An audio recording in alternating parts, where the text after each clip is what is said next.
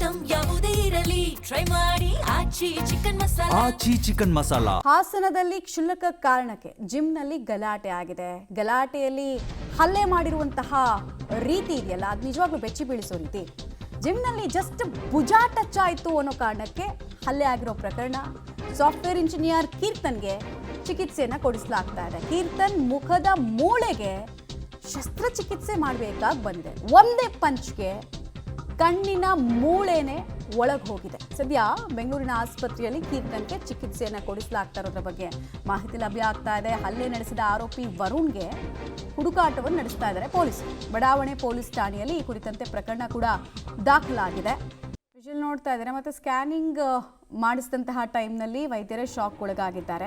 But ಇಲ್ಲಿ ಪ್ರಶ್ನೆ ಬರೋದು ಇಷ್ಟೇ, ನೀನು ಜಿಮ್ಗೆ ಹೋಗಿ ಬರೀ ಮಸಲ್ ಬೆಳೆಸ್ಕೊಂಡ್ರೆ ಸಾಕಾ, ತುಕ್ಕು ಹಿಡಿದಿರೋ ಮೆದುಳನ್ನು ಯಾವಾಗ ಸರಿಪಡಿಸ್ಕೊಳ್ಳೋದು ಅನ್ನೋ ಪ್ರಶ್ನೆಯನ್ನು ಈ ವರುಣ್ಗೆ ಕೇಳಬೇಕಾಗತ್ತೆ ನಾವು. ಆ್ಯಕ್ಚುಲಿ ನಾನು ಬೆಂಗಳೂರಲ್ಲಿ ವರ್ಕ್ ಮಾಡೋದು. ನನಗೆ 3 days office 2 days work from home ಇರುತ್ತೆ. ವರ್ಕ್ ಫ್ರಮ್ ಹೋಮ್ ಇದ್ದಾಗ ಹಾಸನಿಗೆ ಬರ್ತೀನಿ. ನೆನ್ನೆ ಅಂದರೆ ಈ week complete work from home ಕೊಟ್ಟಿದ್ದರು, ಹಂಗಾಗಿ ಹಾಸನಿಗೆ ಬಂದಿದ್ದೆ.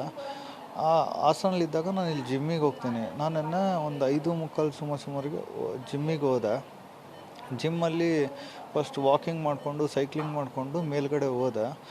ಹೋದಾಗ ತುಂಬ ರಶ್ ಇತ್ತು ಜಿಮ್ಮು. ನಾನು ಯಾವ್ದಾದ್ರು ಖಾಲಿ ಇದೆಯಾ ಮೆಷಿನು ಅಂತ ನಿಂತ್ಕೊಂಡು ಆ ಕಡೆ ನೋಡ್ತಾ ಇದ್ದೆ.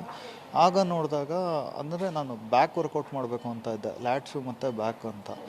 ಈ ಕಡೆ ಒಂದು ಲ್ಯಾಟ್ಸ್ ಮೆಷಿನ್ ಇತ್ತು, ಅದು ಕಂಪ್ಲೀಟ್ಲಿ ಫುಲ್ ಆಗಿತ್ತು. ಇನ್ನೊಂದು ಲ್ಯಾಟ್ಸ್ ಪುಲ್ ಡೌನ್ ಮೆಷಿನ್ ಇತ್ತು, ಅದು ಖಾಲಿ ಇತ್ತು. ಆ ಮೆಷಿನ್ ಹತ್ರ ಹೋಗೋಣ ಅಂತ ಅಂದುಬಿಟ್ಟು ಅದು ಖಾಲಿ ಇದೆಯಲ್ಲ ಅದು ಮಾಡೋಣ ಅಂತ ಅಂದು ಹೋಗೋಕ್ಕೆ ಅಂತ ಹೋದೆ.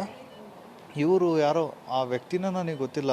ಅಂದರೆ ಜಿಮ್ಮಲ್ಲಿ 2 ಸತಿ ಏನೋ ನೋಡಿದ್ದೀನಿ ಅಷ್ಟೇ, 2-3 ಸತಿ ನೋಡಿರ್ಬೋದು ಮ್ಯಾಕ್ಸಿಮಮ್. ಅಂದರೆ ಹಿಂಗೆ ಪಾಸ್ ಆಗ್ತಾಯಿದ್ರು. ನನಗೆ ಟಚ್ ಆಯಿತು ಅಂತ ಅವ್ರು ಅಂದರು. ನನಗೆ ಗೊತ್ತಿಲ್ಲ, ನಂಗೆ ಟಚ್ ಆಗಿದ್ದ ಥರ ನಂಗೆ ಏನೋ ಅನ್ನಿಸ್ಲಿಲ್ಲ. ಏನೋ ಟಚ್ ಮಾಡ್ಕೊಂಡು ಹೋಗ್ತಾ ಇದೆಯಾ ಅಂದರು. ನಾನು ಅದಕ್ಕೆ ಹಿಂದೆ ತಿರುಗಿ ಏನಾಯಿತು ಸರ್ ಅಂತ ಕೇಳಿದೆ. ಏನೋ ಟಚ್ ಮಾಡ್ಕೊಂಡು ಹೋಗ್ತಿಲ್ಲ ಅಂದರು. ಅದಕ್ಕೆ ನನ್ನದೇ ತಪ್ಪಿರ್ಬೋದು, ಕೈ ಏನೋ ಟಚ್ ಆಗಿರ್ಬೋದು, ಎಲ್ಬೋ ಅವ್ರಿಗೇನೋ ಏಟಾಯ್ತೇನೋ ನೋವಾಯ್ತೇನೋ ಅಂತಂದು ಹತ್ರ ಹೋದೆ. ಫಸ್ಟಿಗೆ ಏನಾಯಿತು ಸರ್ ಅಂತ ಹಿಂಗೆ ಕೇಳಿದೆ. ನಾರ್ಮಲಾಗಿ ಕೇಳ್ತಾ ಇದ್ದಂಗೆ ಏಟಿಗೆ ಸತ್ತೋಗ್ಬಿಡ್ತೀಯ ಜಿಮ್ ಬಾಡಿ ನಂದು ಅಂತ ಹೇಳಿದ್ರು. ನಿನ್ನೆ ಸುಮಾರು 8 ಗಂಟೆ ಸಮಯದಲ್ಲಿ ನಮ್ಮ ಜನಪ್ರಿಯ ಆಸ್ಪತ್ರೆ ಹಾಸನಕ್ಕೆ ಕೀರ್ತಿ ಎಂಬವರು ಹೊಡೆದಾಟದ ಹಿನ್ನೆಲೆಯಲ್ಲಿ ಬಂದು ದಾಖಲಾಗಿದೆ. ಎಮರ್ಜೆನ್ಸಿಗೆ ಅಂದರೆ ತುರ್ತು ಚಿಕಿತ್ಸೆ ಬೇಕು ಬಂದಿದ್ದರು.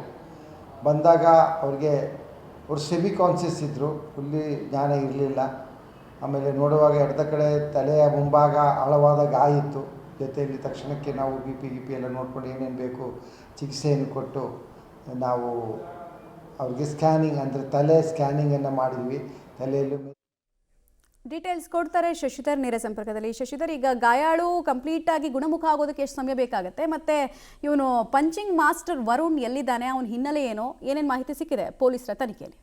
ಜಿಮ್ನಲ್ಲಿ ಶೋಲ್ಡರ್ ಟಚ್ ಆದಂತಹ ವಿಚಾರಕ್ಕೆ ಸಾಫ್ಟ್ವೇರ್ ಇಂಜಿನಿಯರ್ ಕೀರ್ತನ್ ಮೇಲೆ ವರುಣ ಎಂಬಾತ ಪಂಚನ ಮಾಡಿ ಆನಂತರದಲ್ಲಿ ಕೀರ್ತನ್ ಮುಖದ ಬಯಕೆ ಸಾಕಷ್ಟು ಬಲವಾದ ಪೆಟ್ಟು ಬಿದ್ದಿತ್ತು. ಈಗ ಏನು ವರುಣ್ ಒಂದೆಡೆ ಪರಾರಿಯಾಗಿದ್ರೆ, ಇನ್ನೊಂದೆಡೆ ಏನು ಕೀರ್ತನ್ ಇದ್ದಾರೆ ಅವರು ಹೆಚ್ಚಿನ ಚಿಕಿತ್ಸೆಗಾಗಿ ಈಗ ಬೆಂಗಳೂರಿನ ಆಸ್ಪತ್ರೆಗೆ ಶಿಫ್ಟ್ ಆಗಿರ್ತಕ್ಕಂಥದ್ದು. ಅವ್ರದ ಮುಖದ ಎಡಭಾಗದಲ್ಲಿ ಇರ್ತಕ್ಕಂತಹ 4-5 ಮೂಳೆಗಳು ಮುರಿದಿದೆ ಅಂತೇಳಿ ಈಗಾಗಲೇ ವೈದ್ಯರು ಸಹ ಹೇಳಿದ್ದಾರೆ.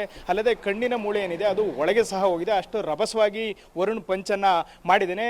ಇತ್ತ ಬಡಾವಣೆ ಪೊಲೀಸ್ ಠಾಣೆಯಲ್ಲಿ FIR ಕೂಡ ದಾಖಲಾಗಿದೆ. ಆದರೆ ಏನು ಕೀರ್ತನ್ ಹೇಳಿಕೆಯನ್ನು ನೀಡಬೇಕಾದ್ರೆ ವರುಣ್ ಅವರ ಹೆಸರನ್ನು ಹೇಳಿಲ್ಲ. ಹಾಗಾಗಿ ಅದು ಅನ್ನೋನ್ ಹೆಸರಿನಲ್ಲಿ FIRನ ಮಾಡ್ಕೊಂಡಿದ್ದಾರೆ. ಯಾಕೆಂದರೆ ಆಗ ಹೆಸರು ಹೇಳ್ತಕ್ಕಂತಹ ಜ್ಞಾಪಕ ಶಕ್ತಿ ಕೀರ್ತನ್ಗೆ ಇರಲಿಲ್ಲ. ಈಗ BNS 109 ಹಾಗೂ 352 ಅಡಿ ಕೇಸನ್ನು ದಾಖಲಿಸಿಕೊಂಡು ಏನು ಆರೋಪಿ ವರುಣ್ಗಾಗಿ ಹುಡುಕಾಟವನ್ನು ನಡೆಸ್ತಾ ಇದ್ದಿದೆ. ಸಕಲೇಶ್ಪುರ ಮೂಲದವನು ಅಂತ ಹೇಳಿ ತಿಳಿದು ಬಂದಿದೆ. ಜಿಮ್ಗೆ ಬರ್ತಿದ್ದ. ಆದರೆ ಕೀರ್ತನ್ ಮಾತ್ರ ವರ್ಕ್ ಫ್ರಮ್ ಹೋಮ್ ಇದ್ದಾಗ ಮಾತ್ರ ಹಾಸನಕ್ಕೆ ಬಂದಂಥ ಸಂದರ್ಭದಲ್ಲಿ ವಾರದಲ್ಲಿ 1-2 ದಿನ ಏನು ಜಿಮ್ಗೆ ಹೋಗ್ತಿದ್ದ. ಆದರೆ ಇವರಿಬ್ಬರಿಗೂ ಮೊದಲಿನಿಂದಲೂ ಸಹ ಅಷ್ಟೇನು ಪರಿಚಯ ಇರಲಿಲ್ಲ. ಕೇವಲ 4-5 ಬಾರಿ ಮಾತ್ರ ಅವರನ್ನು ನೋಡಿದ್ದು ಅಂತೇಳಿ ಕೀರ್ತನ್ ಅವರು ಹೇಳಿದರು. ಇದೀಗ ಏನು ಹಲ್ಲೆಗೊಳಗಾದಂಥ ಕೀರ್ತನ್ಗೆ ಶಸ್ತ್ರಚಿಕಿತ್ಸೆಯನ್ನು ಮಾಡಬೇಕು. ಆ ನಂತರ ಅವರು ಸುಮಾರು 1 ತಿಂಗಳ ಕಾಲ ಬೆಡ್ ರೆಸ್ಟ್ನಲ್ಲಿ ಇರಬೇಕು. ಅದಾದ ಬಳಿಕ ಅವರು ಎಂದಿನಂತೆ ಅವರು ತಮ್ಮ ಕೆಲಸಕ್ಕೆ ತೆರಳಬಹುದು ಅಂತೇಳಿ ವೈದ್ಯರು ಹೇಳಿದರೆ. ಆದರೆ ಅವರ ಪ್ರಾಣಕ್ಕೆ ಯಾವುದೇ ರೀತಿಯ ತೊಂದರೆ ಇಲ್ಲ ಅಂತೇಳಿ ಏನು ಅವರನ್ನು ಪರಿಶೀಲಿಸಿದಂಥ ವೈದ್ಯರು ಈಗ ಮಾಹಿತಿಯನ್ನು ನೀಡಿರ್ತಕ್ಕಂಥದ್ದು. ಮಮತಾ, ಧನ್ಯವಾದ ಶಶಿಧರ್.